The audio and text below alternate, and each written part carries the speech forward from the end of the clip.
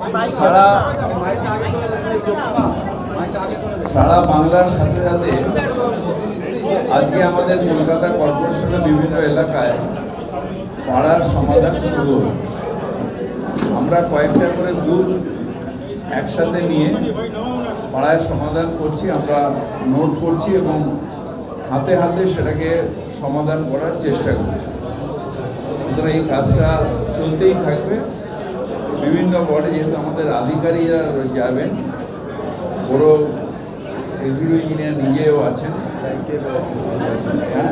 লাইটের এক্সিকিউটিভ আছেন, water executive আছেন, SWM আছেন, সব ডিপার্টমেন্ট আছে। তো আমরা এক এক দিন এক একটা এরিয়া ধরে বসে এই পাড়ার সমাধান করব এবং এই কাজটা মুখ্যমন্ত্রীর একটা ড্রিম প্রজেক্ট। এটা আমরা যতটা সম্ভব মানুষের যে অসুবিধাগুলো আমরা নোট করে নিচ্ছি সেগুলো আমরা ঠিক করে দিয়ে we will get back to everyone.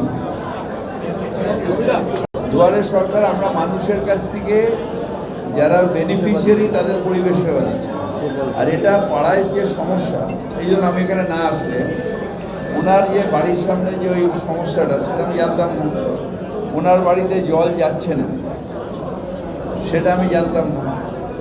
এইখানে এসে এই যে পাড়ায় এটাই সমাধান, যে পাড়ায় বসে পাড়ার সমস্যা নিয়ে আমরা কথা বলছি এবং এটাকে সমাধান করছি। সেটা আমাদের দুর্ভাগ্য যে অনেক জায়গায়, আবার বলছি এটা 10 বার বলেছি, শরিকি গণ্ডগোল কিংবা বাড়িওয়ালা ভাড়াটের গণ্ডগোলের জন্য বাড়ি ভেঙে দিচ্ছে, সেখানে বাড়ি ভাঙতেও পারছে না। আর আমরা দিয়ে দিচ্ছি যে কর্পোরেশন থেকে যদি চলেও যায় আমরা অকুপেন্সি সার্টিফিকেট দিচ্ছি, কিন্তু অনেকে ভাবছে যে আমি যদি একবার ডিসপোজেস হয়ে যাই আর পজিশন পাবো না, সেই জন্য নিজের লাইফের ঝুঁকি নিয়েও মানুষ পুরোনো বাড়ি ছেড়ে যাচ্ছে। আবার অনেকে ওখানে আছে যে শরিকি গণ্ডগোলের জন্য সে বাড়ি ভেঙে পড়ে যাচ্ছে, কিন্তু সেই বাড়ি আমি ছাড়বো না বা যক্ষের ধনের মতো আগে লাগবে। এই একটা সমস্যা আছে। এই সমস্যাগুলো অনেক জায়গায় পুরোনো কলকাতায় আছে।